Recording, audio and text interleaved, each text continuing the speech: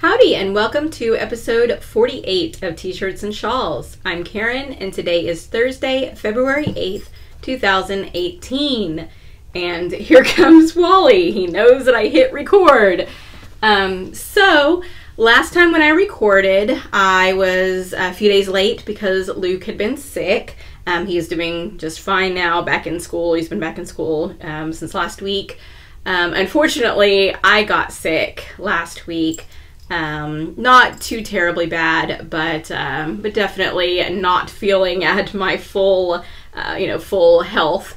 So that was a little disappointing, especially because my husband was out of town all week last week on a business trip, and I had planned to have some nice nights of sitting down in front of the TV, watching whatever I wanted to watch, and doing a lot of knitting. And instead, I went to bed early each night, and didn't really get a lot of extra knitting time in that I had actually hoped to do. But that's okay, I'm feeling a lot better now, and I am glad to be kind of back in my routine, and we'll go ahead and talk about today's episode. Today's shirt is a crossover shirt, and I honestly may have shown it to you before. I'm not really sure, but it's a crossover between two things that I wanted to talk about, so I picked it. So this is a crossover between Doctor Who and Harry Potter. So there was an episode of Doctor Who, I think it was actually called The Girl in the Fireplace, and on the shirt, the girl in the fireplace is Hermione from Harry Potter. So it's a really fun crossover. I think it's a really neat idea.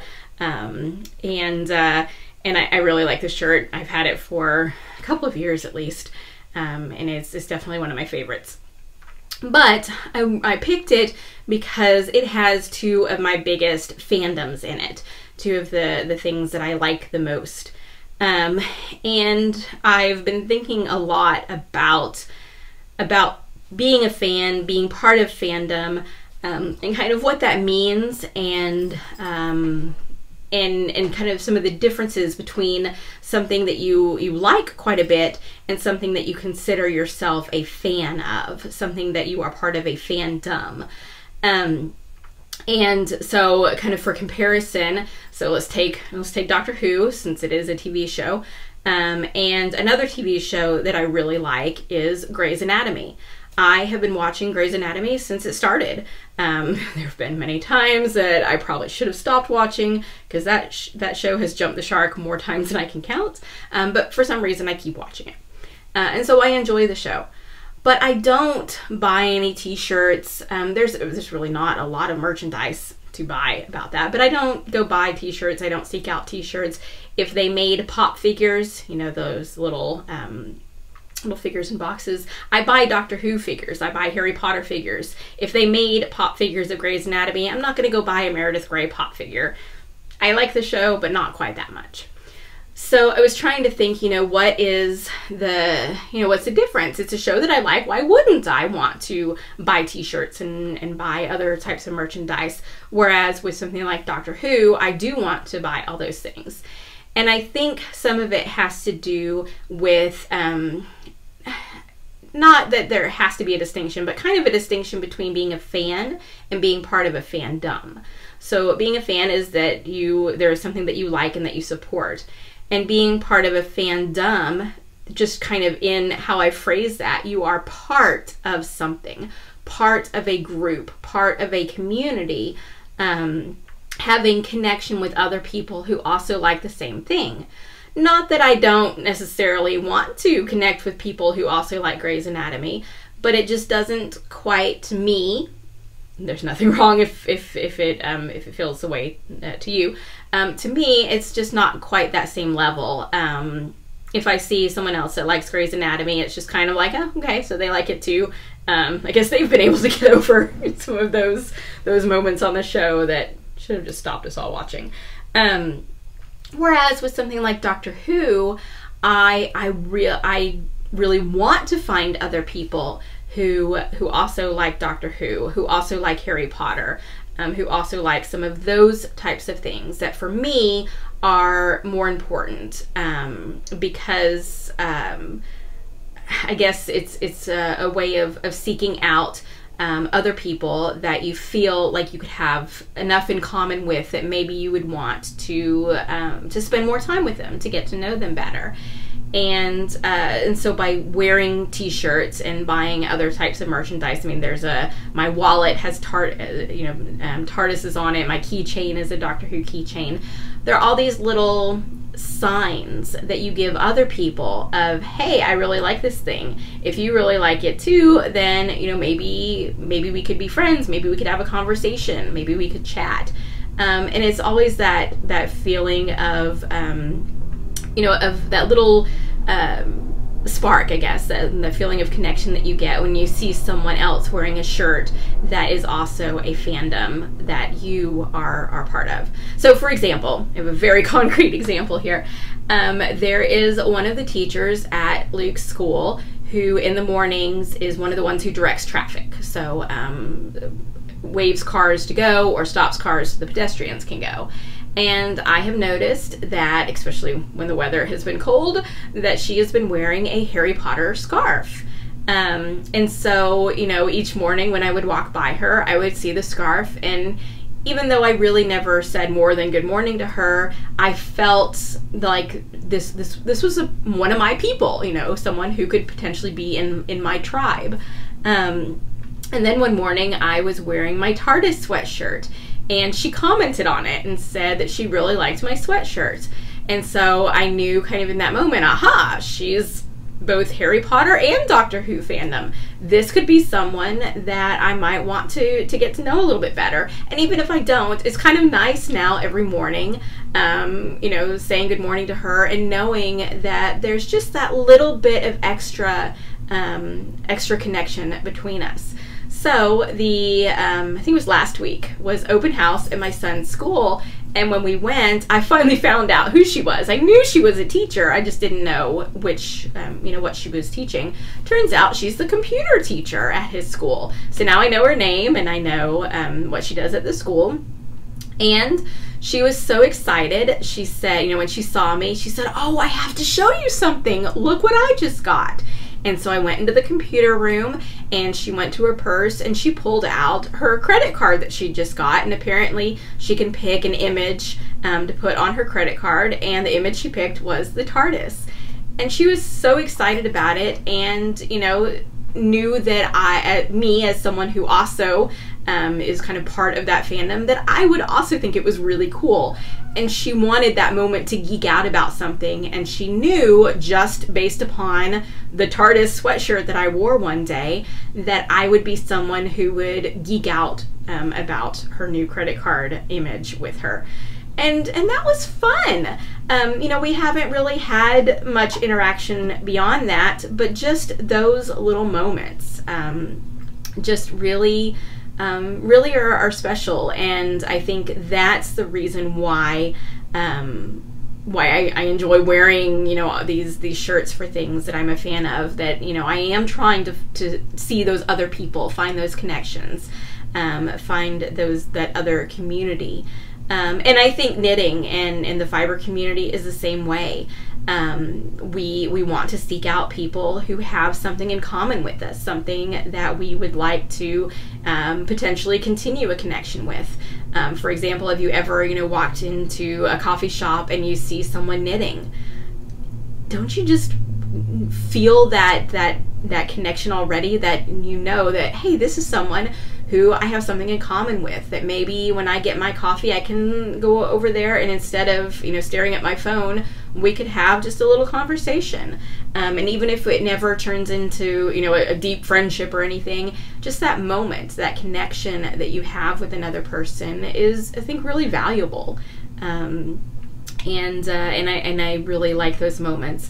And again, nothing wrong with this, but I don't really feel that same way about Grey's Anatomy. Even though it is something that I could talk about, it's not necessarily something that I would feel that same, I would want to geek out about it with someone else. So anyway, I've just been having lots of thoughts about fans and fandom and what it means to be part of that community and have those connections. I wanted to share some of those thoughts with you, see what you think. and yeah, go over to the Ravelry group for the podcast and talk to me about fandom. I think last time I told you that I finally did sit down and make a list of all the shawls that I have not yet talked about on the podcast, and I do still have some more to talk about. I think there are about 5 or 6. But because they are, the list is getting much, much shorter until I finish new shawls to talk about in this section, I decided that instead of talking about them all and having that list end, I want to save them, portion them out a little bit more. So I'm going to actually not have a shawl section in this episode. I will talk about a shawl next time. So I'll kind of maybe, unless I have a new shawl to talk about, maybe I'll do every other episode for a while, just to spread out some of those older shawls just a little bit.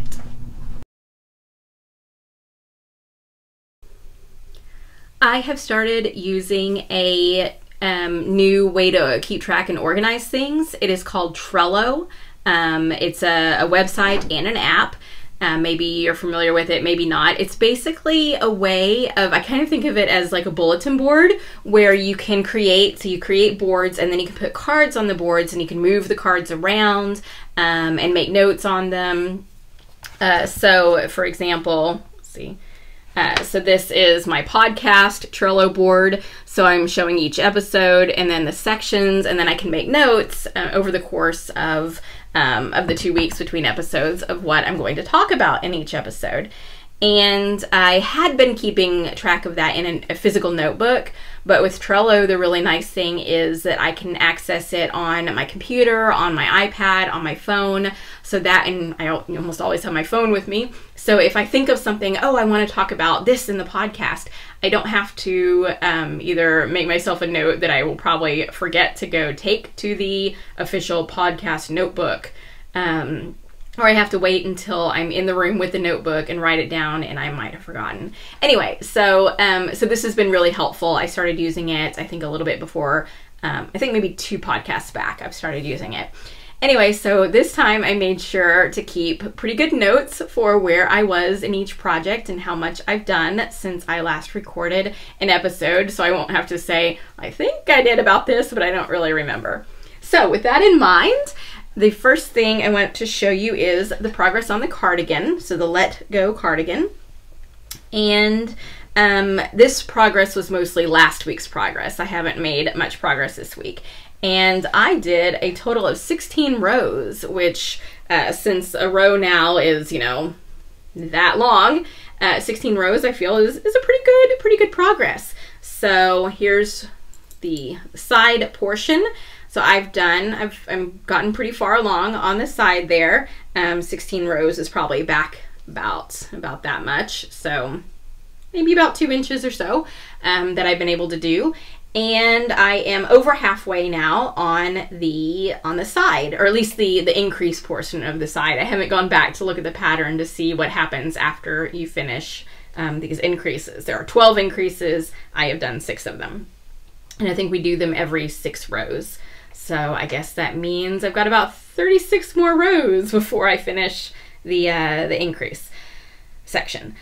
So it is moving along slowly, and I haven't really done much on it this week. I've been focused on another project, but it has had some forward progress, so that is nice. One of my goals is to finish 3 garments, so probably cardigans, because I prefer cardigans over pullover sweaters, this year, when usually I do one like every 2 years. So it's a pretty big goal. But so I probably need to get moving a little faster on this, because I still have 2 more that I'm going to need to do this year. But anyway, I'm happy that I am making progress on that. No big surprises or anything really about that one. Just keep on going. And then the next thing I have been working on are the socks. So the first one I have, oh, here they are. The first one I have is the Brazen Stitchery Molly, so Harry Potter colorway. And this one, the last time I was here, I started just after the gusset decreases were finished. That's my note of where I was. So, oops. getting tangled up. So just after the gusset decreases would be here. So I haven't made too much progress on this particular sock. I've only done that much on the sock. Because there have been other socks that I've been working on instead, but I have made at least a little bit of progress on that sock, and this is still the first sock, so I still have one more to go after this, but progress is being made. However, the socks that I am working on, and technically this should be in the what I'm dyeing section, but I'm gonna talk about it in what I'm knitting anyway. So this is one of the new colorways, the Underwater Bridge. And when I was here last time, I had started, let's see, I was 2 colors before I was about to start the heel. So on this gray section before the heel, so I finished the heel and I've come down and finished the gusset decreases and I'm into the foot. So I've made pretty good progress on that one. Unfortunately, this is a sample sock, so I only need to do one.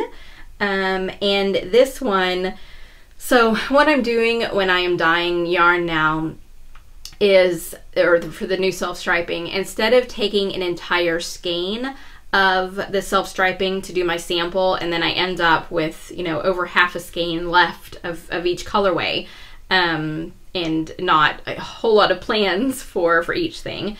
I've been doing like mini skeins, so I just add in a mini skein in the batch that I'm dyeing, and then, you know, do the math to make sure there's enough dye for it. And when I was doing this, I was doing a 20-gram mini skein, which is not enough to do a sock. Even when I was doing the heel in a solid color, I did dye a red to match and did the heel a solid color. Still not enough, because I'm at the end of my little mini skein that I was using, and I definitely have a lot more to go on the foot. So I need to dye some more of this colorway so I can dye another mini skein so I can finish this sock. So this project is on pause until I've done that. And now I am taking 2 mini skeins and adding those in, so that way I know I will have enough to knit a sample sock.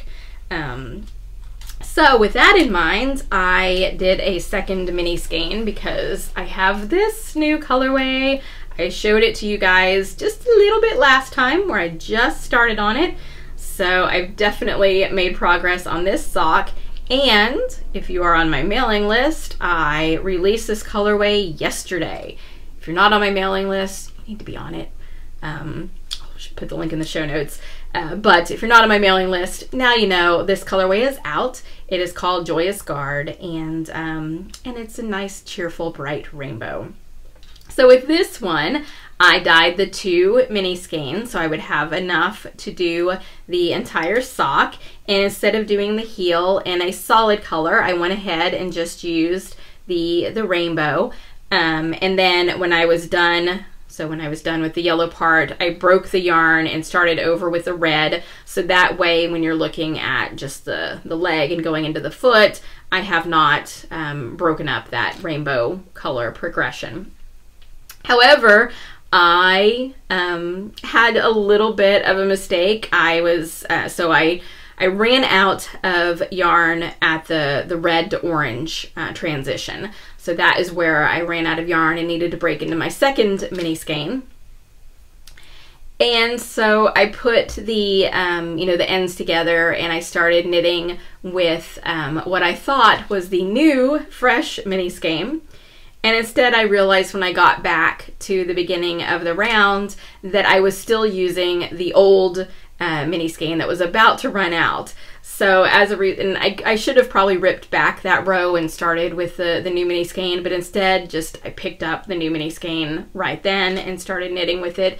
So that orange stripe is just a little bit, technically 1 row, wider than it really should be. Oh well. If someone really notices that, I guess I'll explain it.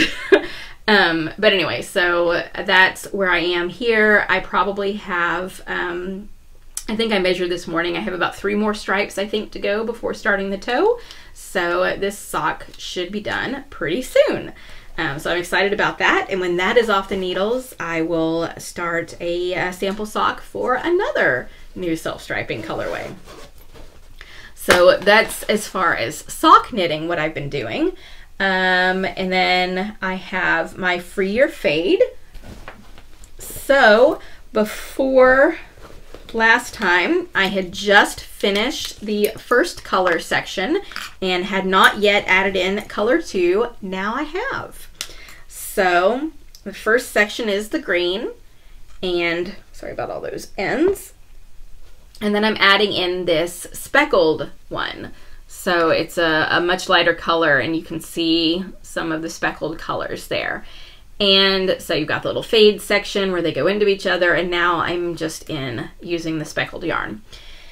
And I've mentioned, if you've watched the podcast, that I don't yet have the third color picked out for what I want to use, because this is a 3-color fade. I don't have the third color picked out yet. I wanted to see what the second color, since it was speckled, kind of what it looked like for what I think I might want to use for that third color. And especially holding it, I'm actually seeing more colors whenever I'm looking at it in person, but now when I'm looking at it on the screen, what is really popping out to me are the purples. And I knew there were definitely a lot of purples. I don't know if that's what you're seeing, but at least from my viewpoint right here, I'm really seeing the purples.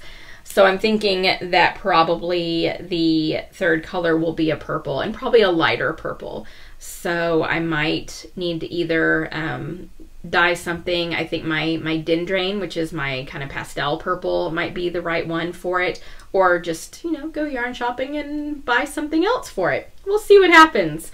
I think about halfway, maybe a little less than halfway through the second section, so I've still got a little bit of time to make a decision on that third color. So that is where I am with this project.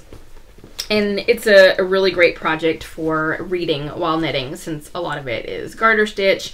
You just have to pay attention at the beginning and end, and then there's 2 rows with that little eyelet pattern. So really good reading and knitting project. And then the last thing that is an active project is my Beauty and the Beast shawl. So I know that I have been working on this, it seems like forever, because I got stalled on it for a really long time, and it's finally gotten moving again. So here is the length of it now. Since last time I knit, well, I said 16 rows, and then I didn't add what I did last night. I think last night was another 8 rows. So 24 rows that I knit on this, plus I'll show you the little extra plus in just a minute. So I looked at my Ravelry page, and I started this last year in July, at the end of July. So it has been over 6 months that I have been working on this. I knew that it had been a while, but really knowing the date, it's kind of hard. Anyway, so I stalled on this for a really long time, finally have picked up and have been moving on it. And the way this works is that you knit until you've used up 45% of your yarn on this first section. And then that's when you start the second section. So last night, I finally got to the point where I had used up 45% of my yarn, and I was ready to go for the next section. So the next section starts off with you casting on, I think it's 24 stitches, and then continuing on from there. You guys, I don't know what was going on with my brain last night, because I know what this is. I know the technique that's going on here. This is basically a knitted on border technique, that you cast on those stitches, and then you're knitting back and forth here and connecting to these stitches. So you can kind of see it's angling in this way, and it's going to fill in all along the edges here. And then it continues on that way, so it kind of creates a triangular shape in that way. For some reason last night my brain was not working, and I cast on those stitches, and all I'm seeing in my head is this direction. I'm not seeing this, and I'm staring at the picture. I looked at some of the projects on Ravelry, and I'm like, I am doing something wrong. Why do I have these stitches cast on? It's going, you know, way off on this side. There is no bump in the shawl. Looking at the pictures, the direction, this continues up straight. What is going on? Why am I not doing this right? And when I finally figured out, oh, knitted on border, it's actually going this direction, I felt silly. I did a whole book of patterns that have knitted on borders. I should totally be familiar with this technique, but for some reason, just a little bit of a brain fart last night, it was not working for me. Anyway, so I got a little bit bogged down last night just trying to figure out what the heck was going on. But again, I don't poke myself with my needle. It goes up this way and it's going to be connecting to the shawl that way. But then I had a moment last night where I finally figured that out, and I'm looking ahead at the pattern and seeing what's next. And I started to feel that bogged down feeling again with this pattern. I don't really want to work on it anymore. And this was supposed to be my project that I really focused on this week. I've been trying to do that, so I'm always doing the socks, and then I have another project that I'm gonna focus on. So last week was the cardigan, and this week was this project. So this morning in my knitting time, this is what I should have worked on. But I kind of looked at the bag that it was in, and I was like, oh, I just really don't want to work on that. And so I put it aside, and I was actually knitting on the rainbow socks.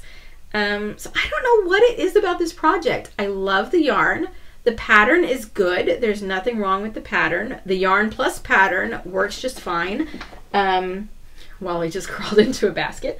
But there's just something about this project that makes me just really not super excited about working on it. And I wish I could figure it out. If I could figure it out, maybe I would be able to get past that and be able to continue on with it. Maybe it's the fact that it's just been on my needles for over 6 months now, and I feel like it should be much further along. Because at this point, since I've used 45% of my yarn, plus a tad bit more, that means I'm not even quite at the halfway point. Almost halfway, but not quite. I'm tired of this project. I want it to be done. But the only way it's going to get done is if I work on it. But I don't feel like working on it. It's a horrible cycle to be in.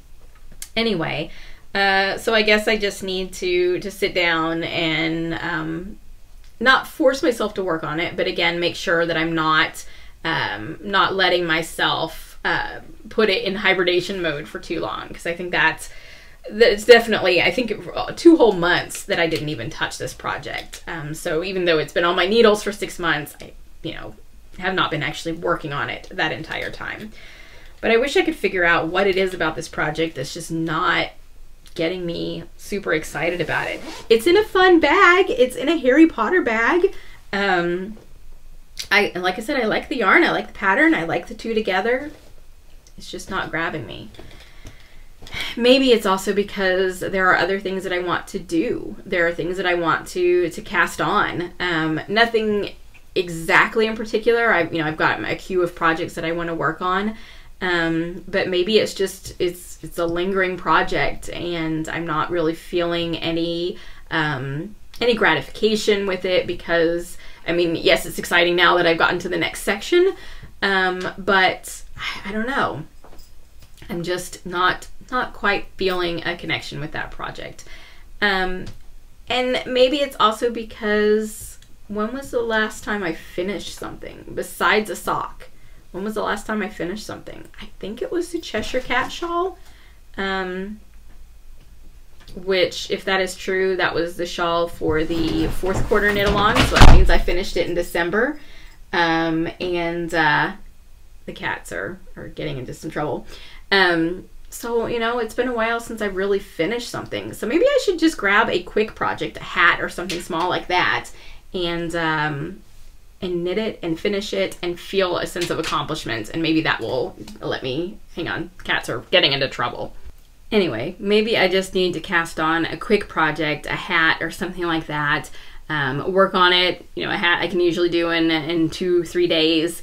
Get it finished and just get that excitement of a finished accomplishment, And then maybe that will kind of allow me to spend more time on a project that has been on my needles for a long time and still not quite halfway there.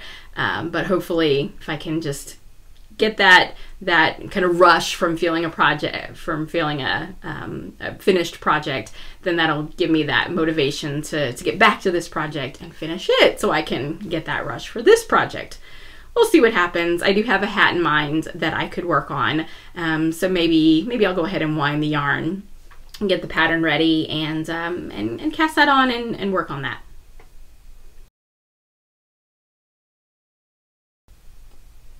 So I mentioned last time that I have had sample knitters and crocheters making various projects for me so I can have them on display in my booth. And so I am going to actually take the camera out to the other room and show you some of the ones that I have been getting back recently because they are gorgeous and I actually want to display them on my mannequin. So that way you can really see kind of the full I guess, wow for each project because they're so wonderful. The two projects that I showed you guys last time are fantastic, and then I showed you a project that was blocking. So I will start with that project, the project that I've been blocking. I will show you what it looks like now that it's finished, and then I've gotten two more back. So I will stop the camera and go take it out to the other room and do that. Okay, the first project that we have is the Rochambeau Cowlet. So the yarn used is the Grail base, which is a lovely merino, cashmere, and silk blend. This is the Love Potion colorway. And the neat thing about this project is that it is a combo cowl and shawl. So this looks like a shawl, but when you spin it around, you see that it actually connects here in the back. So it is actually also a cowl. So that is a lot of fun there. You can wear it in a couple of different ways. And I'm really happy with how that project turned out. Next up is this gorgeous crochet shawl. I mean, this is one of the reasons why it is fantastic to be able to hire someone else to do this.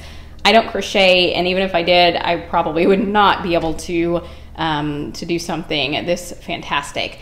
So this is, I'm not sure how to pronounce it, Morcellement or something like that, by Karen Hooley is the designer. And it is just a huge shawl, first off, and just really, really fabulous. And I don't have any idea what the various crochet stitches are called, but it really, really is gorgeous. And the yarn is my Legend base, which is a merino yak and nylon.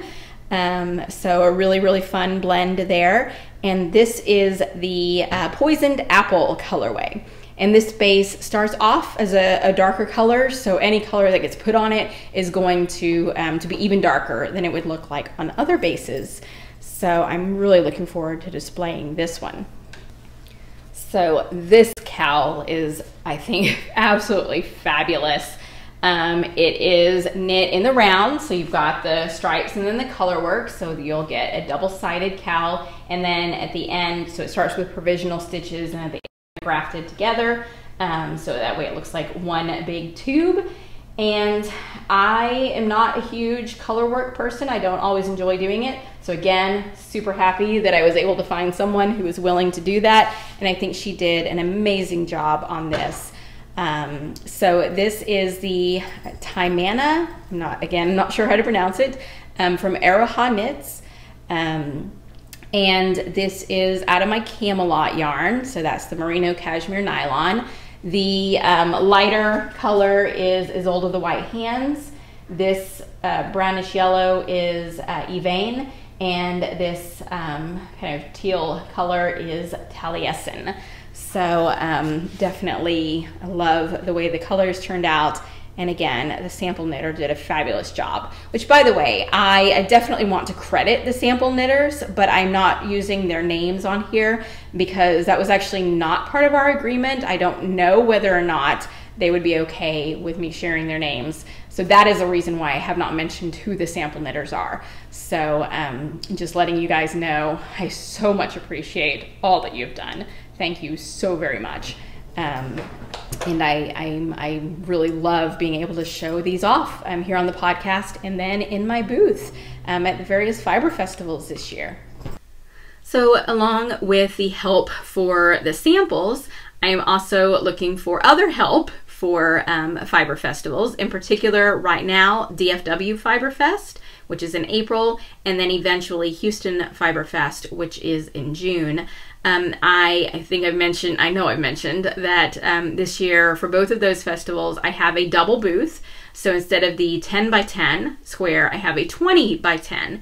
And a 20 by 10 is a lot of space to be able to keep an eye on, especially during busy, crowded times.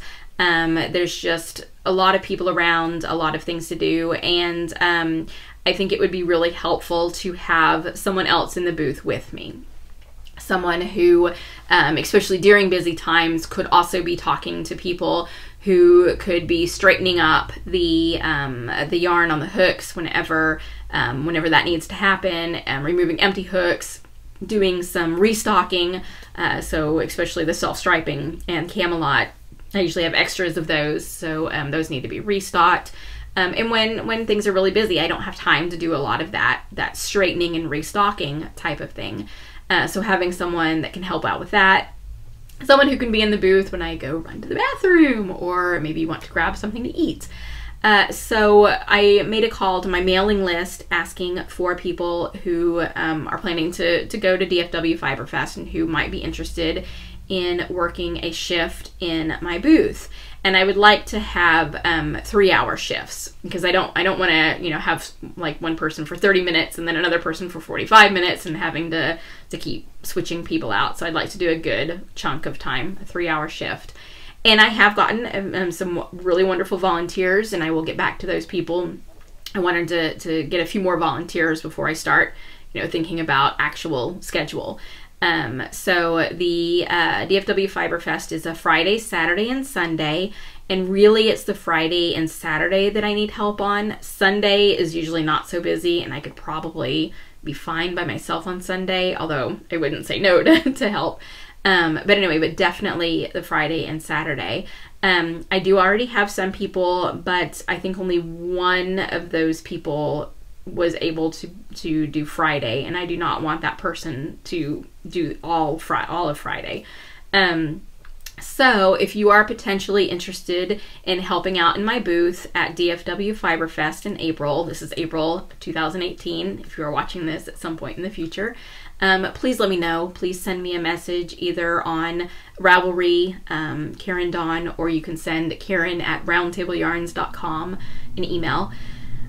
Please let me know. I will be paying people. There will be an hourly rate, and if you want to turn around and spend the money in the vendor hall, then that's fabulous. It doesn't even have to be with me. So I will be paying you. If it is during lunch, I'll buy your lunch. You will get free entry into the vendor hall. So it's not just a volunteer type of thing.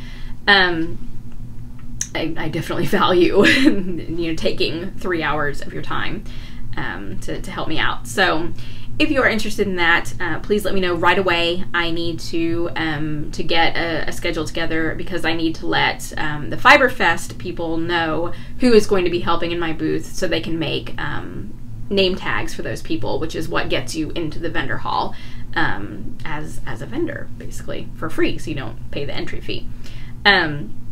So let me know right away if you are interested and would be willing to help out with the booth. Yeah, so I'm looking forward to that and kind of seeing how that works out. Then, let's see, the other things I wanted to talk about. See, I've got my handy little list. I have, for the Yarn Club, there are a couple of things that I wanted to mention. I know this doesn't pertain to everyone, but I have something that is a giveaway prize for the Yarn Club knit along. And it's just so gorgeous that I just really wanted to show it off on camera because I think it deserves to get shown off. So if you are in the yarn club, there are pictures of this on the Ravelry group, on the Roundtable Yarns Ravelry group, which is where we do our yarn club discussion. It's a yarn bowl made out of wood, and this particular wood is mesquite, and it is a local woodworker who created this bowl. So I'm gonna turn it around so you can see some of the gorgeousness in this wood. So it's not entirely smooth. This is definitely a rougher section, but rougher in not like, it's not going to hurt you rough, but rougher in just it's beautiful. I would hate to have smoothed this out. And around here, see this gorgeous section and this area of the wood. And then on the inside of the yarn bowl, you can see just really, really like the wood on this. And the bowl itself is really nice. There's your little loop, so your yarn will stay in there. And the woodworker is Paul Carlson. So there is his card, and then there's the information on the bottom of the bowl.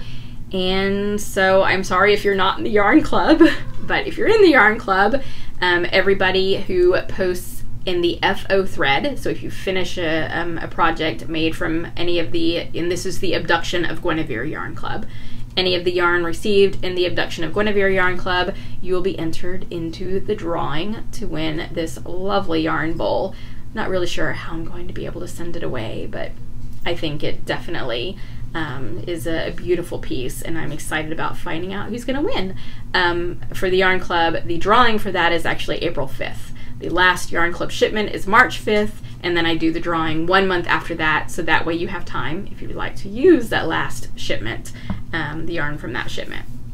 So speaking of yarn club, there was a gift that went out in the package that just got sent out this week, and almost everyone has received their package. There are some people who, when I checked the tracking yesterday, it seemed like it was scheduled for delivery today. So almost everyone has received the package. If you are in the yarn club and you've not received the package, skip the rest of this segment because I don't want to spoil this for you. And then come back and you can watch it after you get your package. Anyway, so the gift that the yarn club members received is a needle sizer and a little ruler. So again, if you haven't received your package, spoiler alert. Okay, here it is. So needle sizer, and it is a wooden needle sizer with wood burned into it, my Roundtable Yarns logo. And then you can see the needle sizes go all the way around. And I had, so this comes from, on the very back, she burns her name in, Katrinkles. I think it's K-A Trinkles, Katrinkles. I'm not actually sure how to pronounce it. So she does a lot of the wood burning types of tools. So she did these for me, and I had her put the crochet hook letters as well. So for instance, the 5 knitting needle size 5, crochet hook size F, and then also the millimeter 3.75. And for crochet hooks, it really depends on the style of your crochet hook. Sometimes the heads are a lot bigger, and so you couldn't fit it in the holes. But depending on the style of your crochet hook, this would work for crochet hooks as well.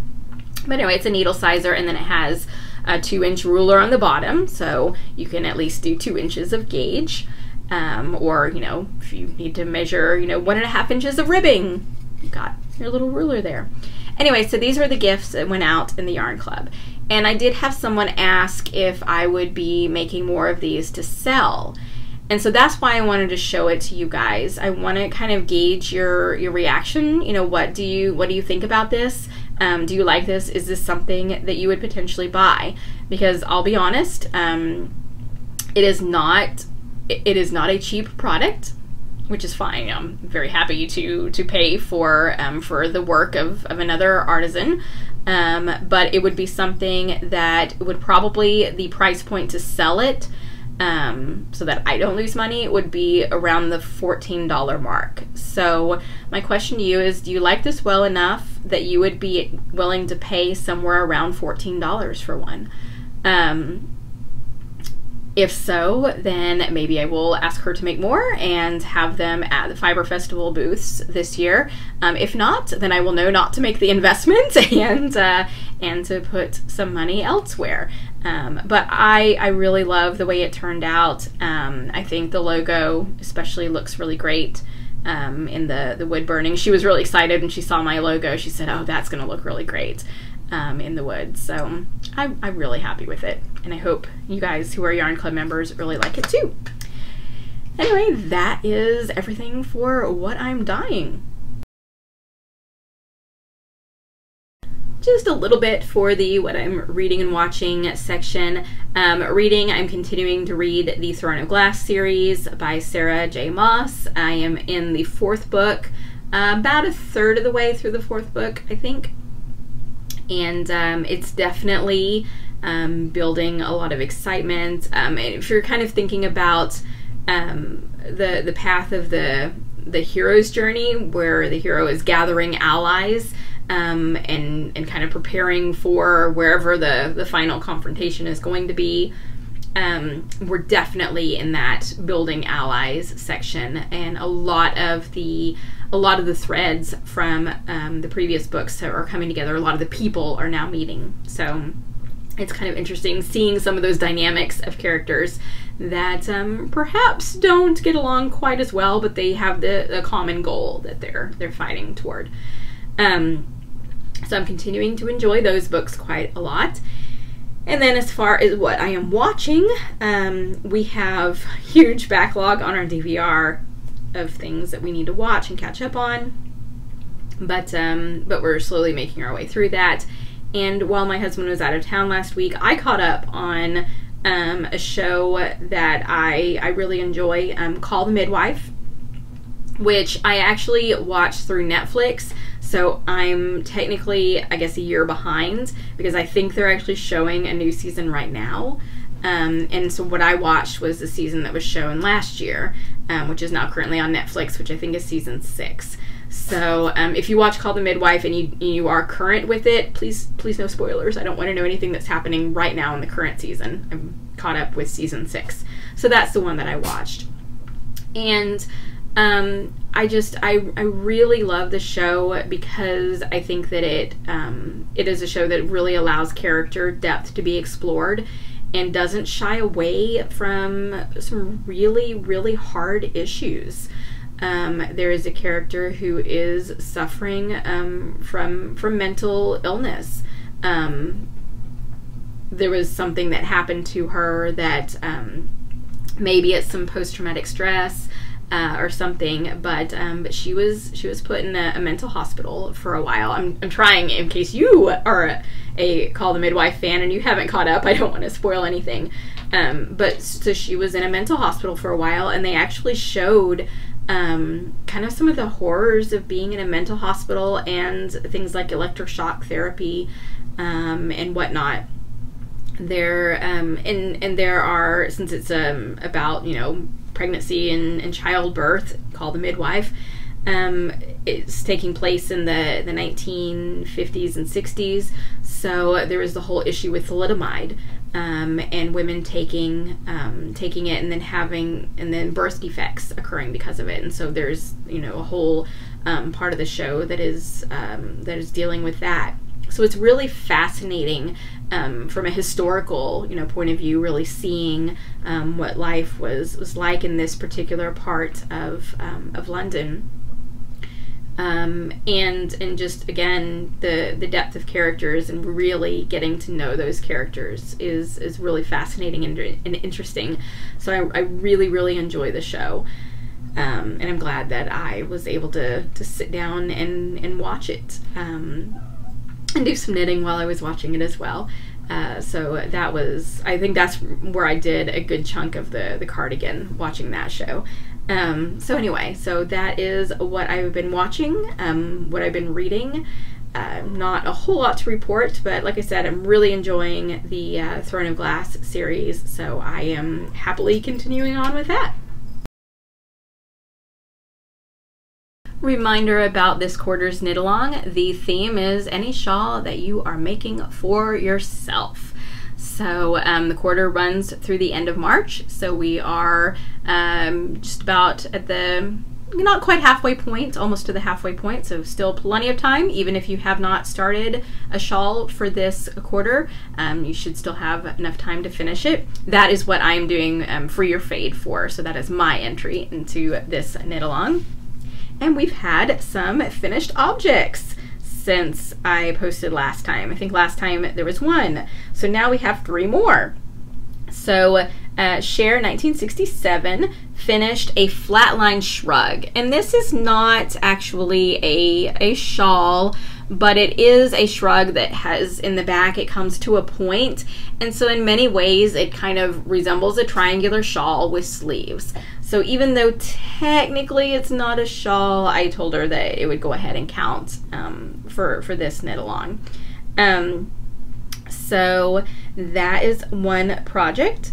The next one is from, is it Cat C? There's 2 A's, K-A-A-T and then C.